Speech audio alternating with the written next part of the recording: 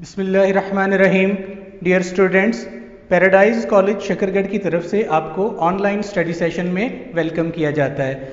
आज हम first year के चैप्टर नंबर 2 का स्केलर या डॉट प्रोडक्ट की करैक्टरिस्टिक्स को पढ़ रहे हैं। इसके पहले पार्ट में आपने क्या पढ़ा कि स्केलर या डॉट प्रोडक्ट होता क्या है, उसकी एग्जाम्पल्स को देखा और उसकी एक्सप्लेनेशन दी। मैं थोड़ा सा आपको बातों को समराइज कर दूं कि जब दो वेक्टर्स आपस में मल्टीप्लाई हों और उनका रिजल्ट स्केलर क्वांटिटी आए, इसकी मैथमेटिकल फॉर्म में आपने देखा अगर a डॉट b करते हैं तो ए बी कॉस थीटा आता है। मोर ओवर हमने ये देखा कि a डॉट b जब भी हम लेते थे तो एक वेक्टर की मैग्नीट्यूड को दूसरे के प्रोजेक्शन से मल्टीप्लाई करते थे, यानी एक वेक्टर के मैग्नीट्यूड के साथ दूसरे वेक्टर का ऐसा कंपोनेंट जो पहले वेक्टर की डायरेक्शन में हो। और हमने फिर ये भी देखा था कि डॉट प्रोडक्ट के दौरान किसी तरह की डायरेक्शन इन्वॉल्व नहीं हुई, ठीक है।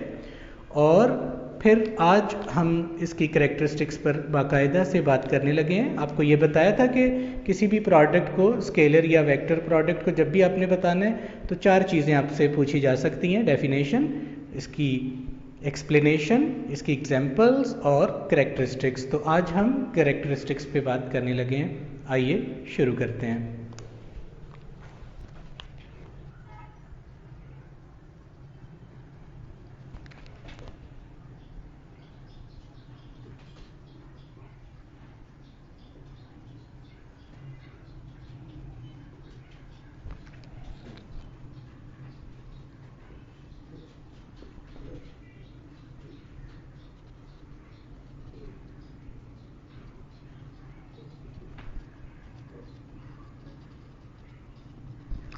The first characteristics of dot product ये है कि डॉट प्रोडक्ट दो वेक्टर्स के दरमियान हमेशा कम्यूटेटिव है। जी, कम्यूटेटिव मीन्स कि आप अगर ऑर्डर को चेंज कर दें तो रिजल्ट पे कोई फ़र्क नहीं पड़ता। देखें किस तरह, हमने लास्ट लेक्चर में ये देखा था कि a डॉट b करेंगे तो a into B cos theta हमारे पास मल्टीप्लाइंग फैक्टर्स बनेंगे, तो a b cos theta result आ जाएगा। और अगर b डॉट a करेंगे तो b into A cos theta, तो आपके पास ये रिजल्ट आ जाएगा। और बेटा आपको ये पता है कि ये रिजल्ट स्केलर क्वांटिटी आ रही है, और स्केलर प्रोडक्ट में जब भी a से b को मल्टीप्लाई करें या b से a को करें कोई फ़र्क नहीं पड़ता, यहाँ कोई डायरेक्शन इन्वॉल्व नहीं है। मीन्स कि आप a डॉट b कर लें या b डॉट a कर लें, रिजल्ट पे कोई फ़र्क नहीं पड़ेगा। तो ये आपकी फर्स्ट करेक्टरिस्टिक हुई कि डॉट प्रोडक्ट कम्यूटेटिव है। आए अब इससे नेक्स्ट करेक्टरिस्टिक्स पे बात करते हैं।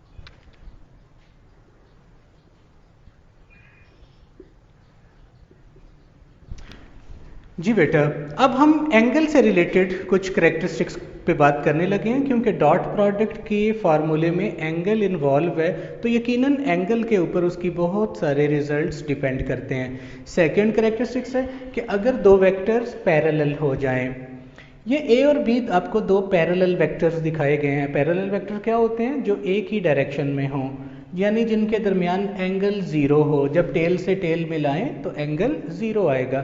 अच्छा, इसकी मैथमेटिकल फॉर्म में हम इसके रिजल्ट को पुट करें, a dot b A B cos theta है, तो कॉस थीटा यहाँ पे ज़ीरो था तो कॉस ज़ीरो। आप कैलकुलेटर पे चेक कर लें, कॉस ज़ीरो होता है 1k।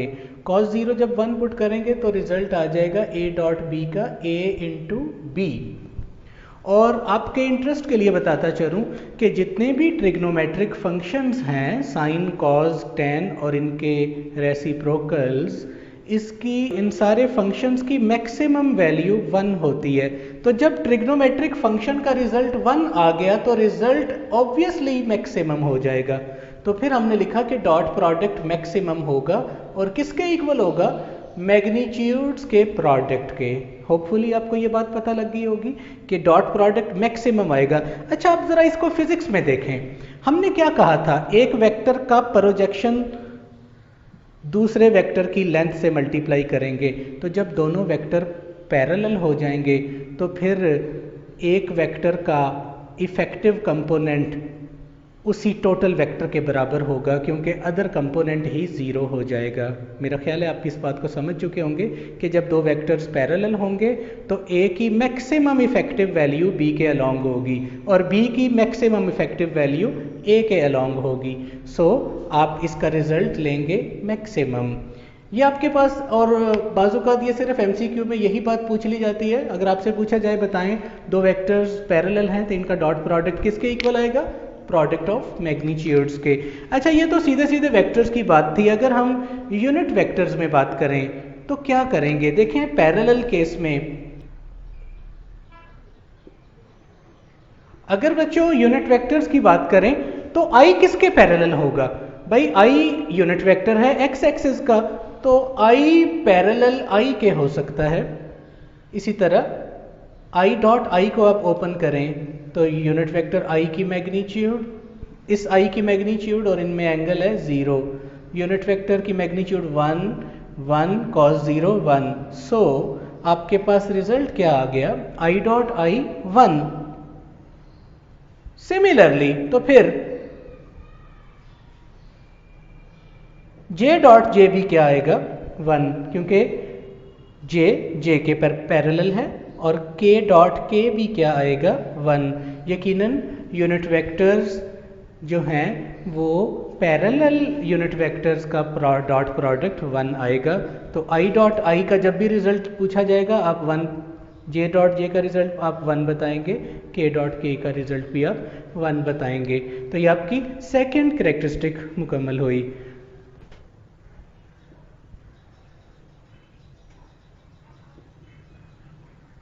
अगर A और B दो एंटी पैरेलल वेक्टर्स हैं, अनलाइक पैरेलल, किस तरह से, आइए देखते हैं।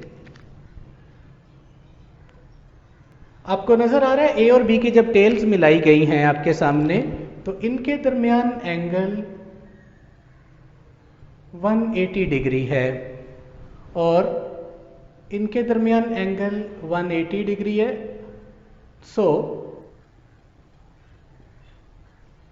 A डॉट B आएगा ए B cos 180 degree.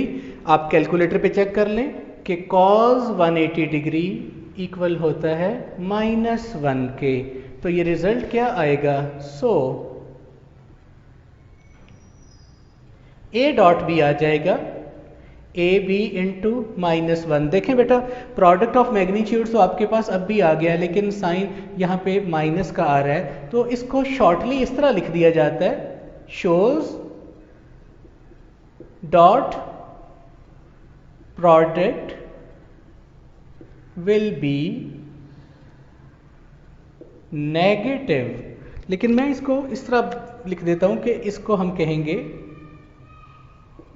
Negative maximum, यानी इसका रिजल्ट भी प्रोडक्ट ऑफ मैग्नीट्यूड्स के इक्वल तो है लेकिन साइन माइनस का आ रहा है। तो ये आपकी 3 कैरेक्टरिस्टिक्स मुकम्मल हुई। नंबर 4 पे आते हैं।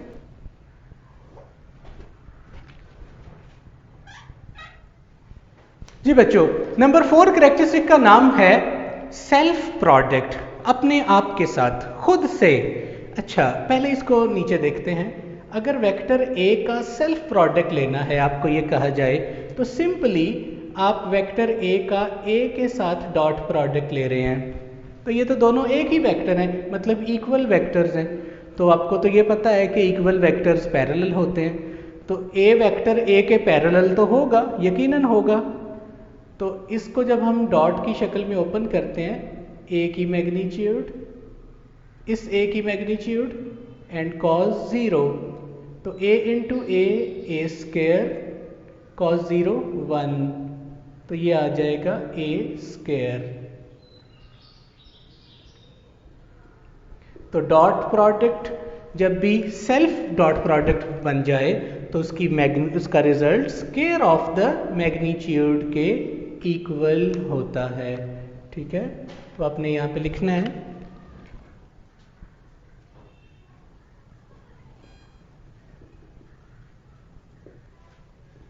जी, self product is equal to square of magnitude.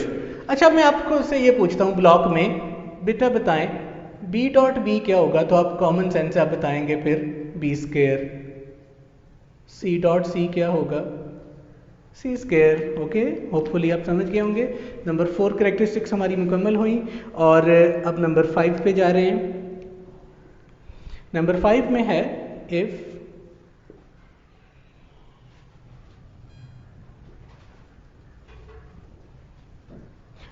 ए और बी दो परपेंडिकुलर वेक्टर्स हैं। If A and B are two perpendicular vectors, आए इसको दिखाते हैं पहले। जी, आपको दिखाई दे रहा है ए और बी दो वेक्टर्स की टेल्स मिली हुई हैं और इनके दरमियान एंगल है 90 डिग्री। मैं यहाँ आपसे कॉमन सेंस का एक सवाल पूछता हूँ, क्या इस केस में B का इफेक्टिव कंपोनेंट A के अलोंग पॉसिबल है? नहीं है, बिल्कुल नहीं है, क्योंकि A x एक्सिस के अलोंग है तो B y एक्सिस के अलोंग है। एक का प्रोजेक्शन दूसरे पे पॉसिबल नहीं है। यही आपका रिजल्ट बनेगा। चेक करें ज़रा, यहाँ पे A और B के दरमियान एंगल है 90 डिग्री और आप कैलकुलेटर पे चेक कर लें, बिकॉज cos 90 डिग्री बेटा 0 होता है। So A dot B is equal to AB cos 90, cos 90 0, तो रिजल्ट 0। मैं आपसे पूछता हूं, क्या हम इसको नल वेक्टर कह सकते हैं? देखें रिजल्ट 0 आ गया ना। ये एक अब MCQ का एक थोड़ा सा जहनी आजमाइश का सवाल कह लें, क्या इसको नल वेक्टर कह सकते हैं? मैंने अक्सर ये इस तरह का MCQ पेपर में दिया तो अक्सर बच्चे कहते हैं यस कह सकते हैं, लेकिन ज़रा देखें आप इसको नल वेक्टर नहीं कह सकते। वो इसलिए कि नल वेक्टर की डेफिनेशन है ऐसा वेक्टर जिसकी मैग्नीट्यूड 0 हो, लेकिन हम तो जानते हैं कि डॉट का रिजल्ट स्केलर आता है, तो जो भी राइट साइड पे रिजल्ट्स आ रहे हैं ये सारे स्केलर आ रहे हैं। सो इस रिजल्ट की वैल्यू जो 0 आई है, ये रिजल्ट एक स्केलर वैल्यू है, तो स्केलर 0 हो जाए तो वो नल वेक्टर नहीं होता। ठीक है, इसको हम सिंपली ये कहेंगे शोज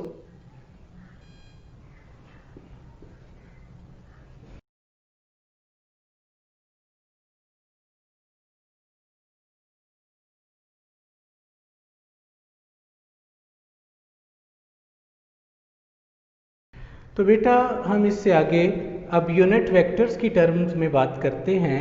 देखें एंगल 90 किन यूनिट वेक्टर्स के दरमियान होता है। आपको ये बात बेहतर समझ आएगी जब हम रेक्टेंगुलर कोऑर्डिनेट सिस्टम आपके सामने बनाते हैं। आपको ये बात बताई थी कि जिसको दिल करे x ले लें, जिसको दिल करे y ले लें। x y अगर परपेंडिकुलर हैं तो z इन दोनों के परपेंडिकुलर है, ये बात तो आप जानते हैं ना। तो दिखाते हम इस तरह से हैं, लेकिन ये z यहाँ नहीं होता बल्कि x y के परपेंडिकुलर। ठीक है, x y और z ये है बेसिकली, इधर नहीं है, यहाँ तो जस्ट दिखाया जा रहा है। बताएं x और y में कितना एंगल है? 90 डिग्री। तो y और z में कितना है?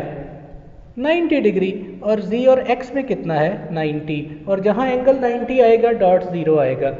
मेरा ख्याल है आप बात समझ चुके हैं। तो आप मुझे बताएं x एक्सिस का यूनिट वेक्टर क्या होता है? i, y का यूनिट वेक्टर j और z का यूनिट वेक्टर k।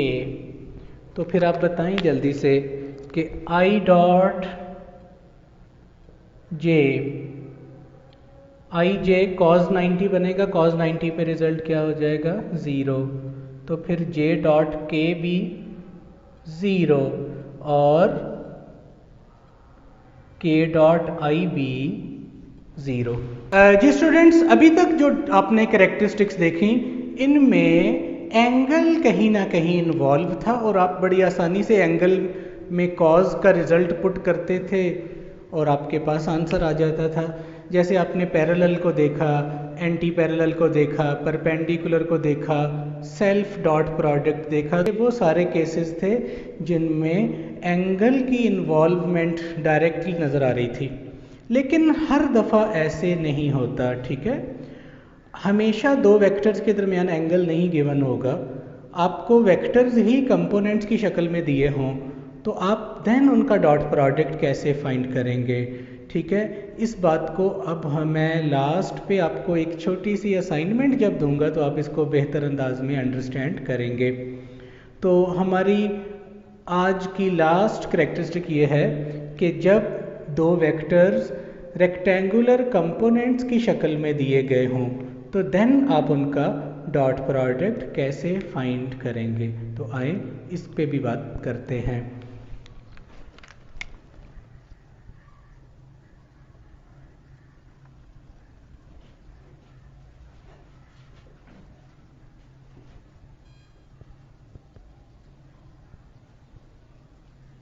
अगर ए और बी दो vectors in term of rectangular components दिए गए हों, अच्छा देखें किस तरह, ये ए वेक्टर है। हम ऐसा केस लेते हैं जिसमें मैक्सिमम रेक्टेंगुलर कंपोनेंट्स आ जाएं, यानी स्पेस। एक वेक्टर है जिसके 3 रेक्टेंगुलर कोऑर्डिनेट्स दिए हैं, ए एक्स आई, ए वाई जे, ए जी के, और वेक्टर बी, और आपको कहा जाता है कि इनका डॉट प्रोडक्ट फाइंड करें। देखें यहाँ इनके दरमियान एंगल नहीं दिया, तो एंगल नहीं भी दिया हो तब भी आप इनका डॉट प्रोडक्ट ले सकते हैं। किस तरह, आए देखते हैं। नाउ ए डॉट बी किस तरह लिखेंगे, सबसे पहले ए को लिखेंगे, दरमियान में डॉट का साइन, और फिर बी। ए क्या है और अब बी एक्स आई। जी स्टूडेंट्स, हम प्लेन का केस भी ले सकते थे, लेकिन यही बेहतर है कि हम ऐसा केस लें जिसमें मैक्सिमम कंपोनेंट्स यूज़ कर लें, ठीक है। तो ये ए और बी दोनों वेक्टर स्पेस में हैं और हमने उनका डॉट प्रोडक्ट फाइंड करना है, इस तरह से लिख लिया। वैसे अगर आप मैथमेटिकली देखें तो 3 टर्म्स ये हैं, 3 टर्म्स ये हैं, तो जब 3 से मल्टीप्लाई करेंगे तो ये 9 टर्म्स आएंगी, ठीक है। लेकिन एक तरीका तो ये है कि हम 9 टर्म्स को पहले लिख लें और फिर उसको सिंप्लीफाई करें, लेकिन इससे भी आसान है कि आप थोड़ा सा कॉमन सेंस को यूज़ कर लें। जो अभी हमने डॉट प्रोडक्ट के रिजल्ट्स लिखे थे यूनिट वेक्टर में, बिकॉज आपको ये बात पता है आई डॉट आई 1 है, जे डॉट जे भी 1 है, और के डॉट के भी 1 है। और एक रिजल्ट हमने ये लिखा अभी, I dot J 0, J dot के 0, और के डॉट आई ये भी 0। तो स्टूडेंट्स आपको पता लग गया होगा यकीनन कि हम जब पहली टर्म को पहली टर्म से मल्टीप्लाई करेंगे तो आई डॉट आई भी आएगा जो किसके इक्वल है, 1 के। जब इस टर्म को सेकंड से मल्टीप्लाई करेंगे तो आई डॉट जे आएगा जो किसके इक्वल है, 0 के। हमें नजर आ रहा है कि आई सिर्फ आई के साथ रिजल्ट दे रहा है, बाकी सबको 0 कर देगा। जे वाली टर्म सिर्फ जे वाली के साथ रिजल्ट देगी और के वाली टर्म के वाली के साथ रिजल्ट देगी, बाकी सारे रिजल्ट 0 हो जाएंगे। मैं तो इस तरह कर रहा हूं, लेकिन आप अगर चाहें कि नहीं सारी मल्टीप्लिकेशंस करें तब भी कोई हर्ज नहीं है, आप कर सकते हैं। सो हमारा रिजल्ट क्या आएगा। अब मैं यहां रिजल्ट को लिखने लगा हूं, ए डॉट बी आएगा ए एक्स बी एक्स, और आई डॉट आई क्या हुआ, 1। बाकी सब ने तो 0 हो जाना है। अब ए वाई किससे रिजल्ट देगा, बी वाई से, जे डॉट जे 1 प्लस ए जी बी जी। बाकी ऑल टर्म 0 हो गई, यानी जब इसने सेकंड से मल्टीप्लाई होना था, फिर थर्ड से होना था, तो ये सारे रिजल्ट्स ज़ीरो हो गए। ओके, तो ये ए डॉट बी का रिज़ल्ट है। आपने इस रिज़ल्ट को समझ लिया यकीनन, और जब हम इसको छोटी सी एग्जाम्पल में देखेंगे तो आपके लिए यकीनन मुश्किल नहीं होगा। तो बच्चों, ये तो हो गया डॉट प्रोडक्ट फाइंड कर लिया, लेकिन क्या हमें एंगल फाइंड करने का तरीका भी आना चाहिए कि नहीं? बिल्कुल आना चाहिए। अगर आपको दो वेक्टर्स के दरमियान एंगल ना दिया गया हो, जिस तरह के ये केस है, तो आपको एंगल को फाइंड भी करना आना चाहिए। तो मैं एक छोटी सी हेडिंग बना लेता हूँ।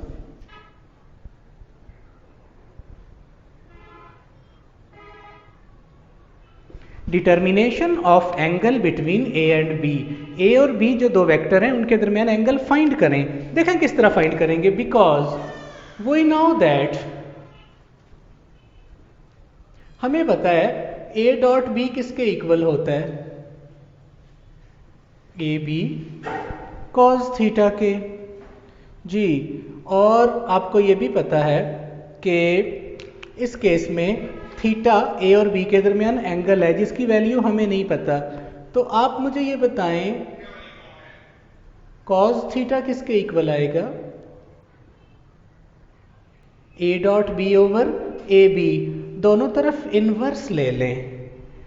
दिस इंप्लाइज दैट, तो थीटा की वैल्यू आएगी cos inverse A dot B over A B. ये ऊपर वेक्टर्स हैं, नीचे मैग्नीट्यूड्स हैं, और इस फार्मूले से आप एंगल फाइंड कर लेंगे। क्या ज़रूरत होगी? ए डॉट बी की, जो आप पहले इस तरीके से फाइंड करेंगे, उस रिजल्ट को यहाँ पुट करेंगे, इन ए और बी की मैग्नीट्यूड्स निकालेंगे, पुट करेंगे, और आपके पास रिजल्ट आ जाएगा। तो इसको भी ब्लॉक दे रहा हूँ, इसने भी यूज़ होना है ए और बी के दरमियान एंगल फाइंड करते हुए। तो स्टूडेंट्स, हमारा लेक्चर आज का कंप्लीट हुआ। मैं एक छोटी सी असाइनमेंट आपको दे रहा हूँ, और मैं उम्मीद करता हूँ कि ये असाइनमेंट आप सॉल्व करेंगे। तरीकाकार आपके सामने है। ये एक एक्स्ट्रा वर्क है, आपने इसको आर्टिकल में शामिल नहीं करना। इफ़ वेक्टर ए आपको दिया हो 3i + 6j और वेक्टर बी है 2i + 2j। सिंपल केस है। ए वेक्टर ये भी फर्स्ट क्वाड्रेंट में, बी वेक्टर ये भी फर्स्ट क्वाड्रेंट में। तो अब आप इनके दरमियान एंगल कैसे फाइंड करेंगे? आपको कहा जाता है इनके दरमियान एंगल फाइंड करो। तो तरीकाकार आपके सामने है। पहले ए और बी का डॉट प्रोडक्ट लेंगे, फिर ए की मैग्नीट्यूड लेंगे, फिर बी की, और इस फार्मूले से आप इसको सॉल्व कर लेंगे। मैं एंगल फाइंड नहीं करूँगा, मैं स्केच करके बता देता हूँ कि किस तरह से है। आपकी सहूलत के लिए एक रेक्टेंगुलर कोऑर्डिनेट सिस्टम बना रहा हूँ। आप इसको जितना समझ के चलेंगे उतना आपको फ़ायदा होगा। x, x dash, y, y dash, x positive 1 2 3 4 5 6, -1 2 3 and so on, y plus 1 2 3 4 and so on, minus में वैल्यूज सो ऑन। a को देखें, x यूनिट, x एक्सिस पे 3 यूनिट्स 1 2 3 और y पे 6 1 2 3 4 5 एंड 6। ये वेक्टर a है। अब आप समझ गए होंगे कि वेक्टर a जिसके कोऑर्डिनेट्स हैं 3 और 6। b कहाँ है? 2i 2j। पहले x एक्सिस पे 2 यूनिट्स और y एक्सिस पे 2 यूनिट्स। ये वेक्टर b है। अब आपको नजर आ गया a और b कहाँ है? 2 और 2 कोऑर्डिनेट्स है। आपने इनके दरमियान एंगल थीटा जो भी आएगा वो आपने फाइंड करना है, और ये आपसे बाद में पूछा जाएगा। होपफुली बच्चों आप कर लेंगे, बिल्कुल मुश्किल नहीं है। मैं इसको इसलिए नहीं कर रहा कि हम अगले जो क्लास है उसमें न्यूमेरिकल्स पे ही बात करने वाले हैं, तो इतना काम एटलीस्ट आपको करना चाहिए। होपफुली स्टूडेंट्स आप इसको अच्छी तरह अंडरस्टैंड कर चुके होंगे, इसे बेहतर अंदाज में समझें। और आज के दिन के लिए इतना ही। Wish you very best of luck. अल्लाह हाफिज़।